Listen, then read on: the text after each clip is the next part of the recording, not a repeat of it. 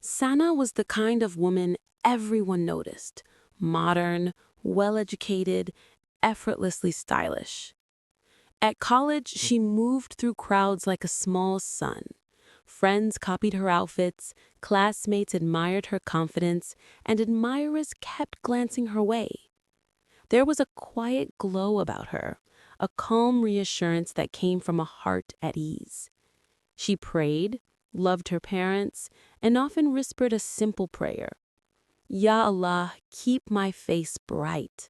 Let my faith shine through. After graduation, Sana started a small blog about food and fashion. At first, it was harmless fun, a hobby she enjoyed between classes and family time. But slowly, the hobby grew teeth. Likes, followers, comments, they crept into her life and then took it over. What began as a few pictures of hands holding coffee turned into full-face selfies, outfit reels, late-night editing, and a constant rush for more engagement. Makeup 5 times a day, new looks, endless stories. The veil she once kept around her life thinned away. The praise was addictive. You're glowing, so pretty, you look like a celebrity. People called her luminous, and Sana started to believe that light came from filters and cameras. Prayer times were skipped because there's a shoot, or editing takes too long, or I'll pray after. The Quran sat closed on her desk while the phone glowed all night.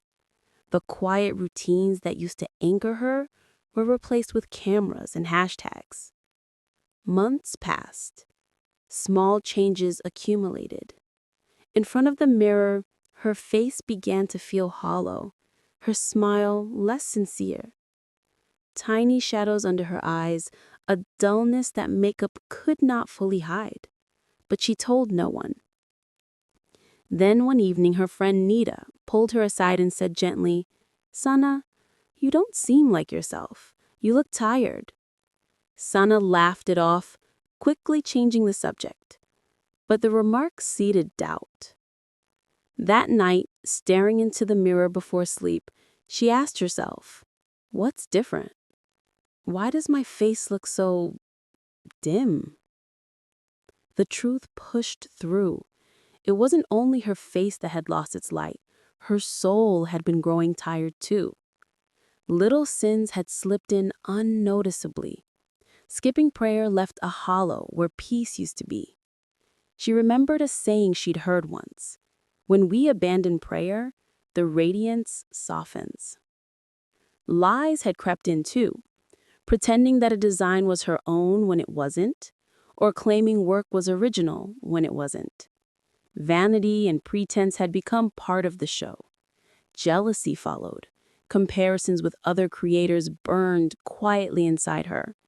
Why them and not me? Why do they get more comments? The flame of envy scorched away gratitude. In gratitude's absence, dimmed the smile on your face. One night, her phone battery died, and she could not fall asleep. The house was still. From outside came the faint call of Fajr, the dawn prayer. Memories flooded her, waking with her mother to pray Fajr together.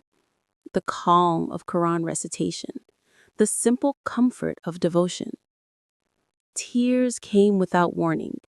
She performed wudu, bowed down in sujood, and poured her heart out. Ya Allah, I traded my light for likes. Please bring back the glow that only your worship gives. Sana made hard choices. She deleted accounts that had led her into vanity. She stopped the gossip and comparisons. She made a promise to herself and to God that she would not let a single prayer be missed again. Each day she read a page from the Quran, not for show, but for healing. She kept her phone away during worship and turned attention back to family and faith. Weeks later, when she stood before the mirror, she hardly recognized the change. The brightness had returned, not the artificial shine of studio lighting, but a softer, truer radiance. Her eyes held calm. Her smile arrived from a different place, not from compliments, but from peace. Sana had learned that no cream could restore what neglect had stolen, and no filter could create what sincere faith can. She still enjoyed beautiful things, still loved fashion and photography, but those loves were rearranged around what mattered: honesty, gratitude, prayer.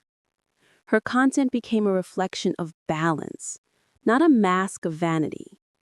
The students who once copied her style now saw something else to admire: a person who had lost herself and found the light again, a light that comes from the inside. And line 4 voiceover. We chase many lights until we forget the one that matters. When we return to what nourishes the soul, the real glow comes back. Quiet, steady, and true.